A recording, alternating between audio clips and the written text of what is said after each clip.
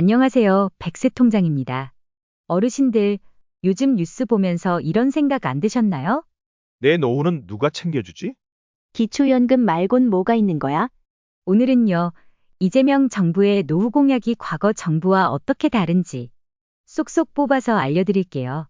기초연금부터 간병비, 어르신 일자리, 임플란트, 종부세까지 실생활에 정말 필요한 내용들만 담았습니다.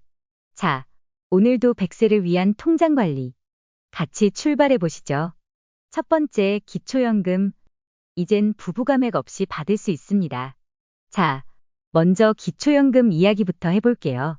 지금 기준으로 65세 이상 저소득 어르신들께 월 최대 32만 원 정도 지급되고 있죠.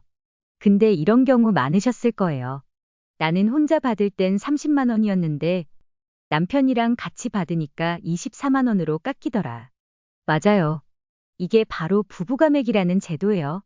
그동안 부부가 둘 다 기초연금을 받을 경우엔 1인당 20%를 감액해서 줬어요. 그런데 이재명 정부는 이걸 없애겠다고 발표했습니다. 부부든 혼자든 같은 금액 받아야 공정하지 않냐는 거죠. 이 혜택을 받기 위해 일부러 이혼하는 부부까지 있다고 합니다. 그래서 실제로 2025년부터 단계적으로 부부가맥 폐지 논의가 진행 중입니다. 이제는 함께 사는 게 손해가 아니라 함께 혜택 보는 시대로 가는 겁니다. 두 번째, 국민연금. 이래도 깎이지 않습니다. 다음은 국민연금 이야기입니다. 이제 60 넘어서도 계속 일하시는 분들 많으시죠?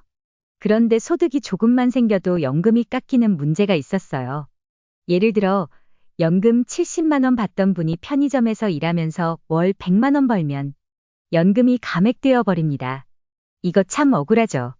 그래서 이재명 정부는 이 감액제도도 완화하겠다고 했습니다. 어르신들이 일해서 버는 건 벌점이 아니라 보너스가 되어야 하니까요. 세 번째, 간병비 파산. 이젠 국가가 막는다. 어르신들 병원에 오래 계시면 어떤 걱정 제일 먼저 드세요? 간병비입니다. 지금 간병비는 하루 7만 원에서 10만 원입니다. 한 달이면 200만 원에서 300만 원이 훌쩍 넘습니다. 자식들도 부담, 본인도 파산 위기. 그래서 나온 말이 바로 간병비 파산이에요. 이재명 정부는 이 간병 문제를 국가 책임으로 바꾸겠다고 했습니다. 실제로 경기도지사 시절에도 공공간병 시범사업을 운영했었죠. 예를 들어 간병인이 필요할 때 지자체나 병원이 연계된 간병 서비스를 국가 지원으로 제공하는 방식이에요. 이제는 누가 간병할지가 아니라 국가가 도와줄지가 중요한 겁니다. 네 번째, 임플란트. 60세부터 4개까지 지원합니다. 치아 건강은 곧 삶의 질입니다. 그런데 지금은 임플란트 보험 적용이 65세 이상 그것도 2개까지만 되죠. 이재명 정부는 이걸 60세부터 4개까지 확대하겠다고 밝혔어요. 예를 들어 2026년쯤부터는 62세 어르신도 치아 4개를 보험 적용받을 수 있습니다. 훨씬 저렴하게 임플란트를 받을 수 있다는 뜻이죠. 치아 문제로 고기 못 씹고 반찬 가리던 시절은 지나갑니다. 다섯 번째, 어르신 일자리 140만 개, 장년수당까지 지급합니다. 어르신들, 일하고 싶어도 일자리가 없어서 고민되셨죠? 지금 정부에서 제공하는 어르신 일자리는 약 80만 개 수준입니다. 하지만 이재명 정부는 그걸 140만 개로 늘리겠다고 공약했습니다.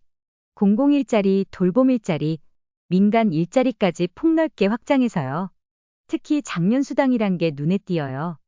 60에서 64세, 은퇴했지만 연금은 못 받는 시기. 그 공백을 막기 위해 연 120만 원씩 수당을 지급하는 정책이에요. 일종의 연금 전 단계 소득 지원인 셈이죠. 그리고 어르신 고용하는 기업엔 세제 혜택도 더 준다고 합니다. 은퇴는 일이 끝난 게 아니라 은퇴 후는 새로운 기회가 될 수 있도록 방향을 바꾸는 거죠. 여섯 번째, 종부세 유예, 은퇴자 보호 강화입니다. 어르신들, 집은 한 채뿐인데 종합부동산세 종부세 나와서 깜짝 놀라신 적 있으셨죠? 특히 연금도 없고 소득도 없는데 몇백만 원씩 고지서 날아오면 부담이 큽니다. 이재명 정부는 여기에 대해 1주택 은퇴자에 한해 납부 유예 제도를 도입하겠다고 밝혔습니다. 즉 당장 세금을 내지 않아도 되고 매각하거나 상속받을 때 정산하도록 하겠다는 거예요. 은퇴 후 고정 지출을 줄이는 것. 이건 정말 현실적인 노후 정책입니다. 7번째, 경로당과 동네 복지센터 전면 업그레이드 합니다. 요즘 경로당, 시설은 있는데 운영은 좀 불편하죠. 냉난방비 부족하고 회계도 복잡하고, 이재명 정부는 경로당을 지역 복지 거점으로 만들겠다고 합니다. 냉난방비, 양곡비, 운영비는 국가가 더 많이 지원하고, 회계 시스템도 전산화해서 훨씬 간편하게 바꾸겠다는 거죠. 여기서 양곡비란 어르신들께 쌀, 잡곡 등 기본 식재료를 제공하거나 이를 구입할 수 있도록 지원하는 비용입니다. 또 경로당에서 주치의 제도, 건강검진, 운동 프로그램까지 연계하는 통합 복지 공간으로 만든다는 계획도 있어요. 8번째, 재산 보호를 위한 공공신탁 제도 도입합니다. 혼자 살게 되면 내 집이나 재산을 어떻게 관리하지 걱정되시죠? 이재명 정부는 공공신탁 제도를 통해 어르신 재산을 지자체나 공공기관이 안전하게 관리하도록 하겠다는 구상을 내놓았습니다. 예를 들어 어르신이 치매나 건강 문제로 판단력이 떨어질 경우 부동산이나 예금을 국가가 위탁 관리하면서 사기 피해나 경제적 착취를 예방하겠다는 거예요. 점점 혼자 사는 노인 가구가 늘고 있으니 이런 제도가 꼭 필요해 보입니다. 자, 지금까지 나온 정책들 정리해 볼까요? 기초연금 부부감액 폐지, 국민연금 감액 완화, 간병비 국가 책임 확대, 임플란트 보험 60세부터 4개까지, 어르신 일자리 140만 개, 장년수당 연 120만 원, 종부세 유예제 도입, 경로당 냉난방비와 복지 거점화, 공공신탁으로 재산 보호. 이전 정부가 기초생활 보장에 집중했다면 이번엔 경제적 자립과 실질적 삶의 질 향상에 방점이 찍혔다고 볼 수 있습니다. 어르신 여러분, 노후는 그냥 오는 게 아닙니다. 준비하고 알아야 지킬 수 있는 내 삶이죠. 오늘 영상 보시고 이건 나한테 해당된다 싶은 정책이 있으셨다면 꼭 메모해 두시고 추후 시행 여부를 챙기셔야 합니다. 그리고 가족분들께도 알려주세요. 함께 준비하면 더 든든한 노후가 됩니다.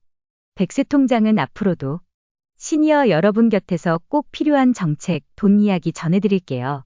좋아요, 구독 잊지 마시고요. 감사합니다.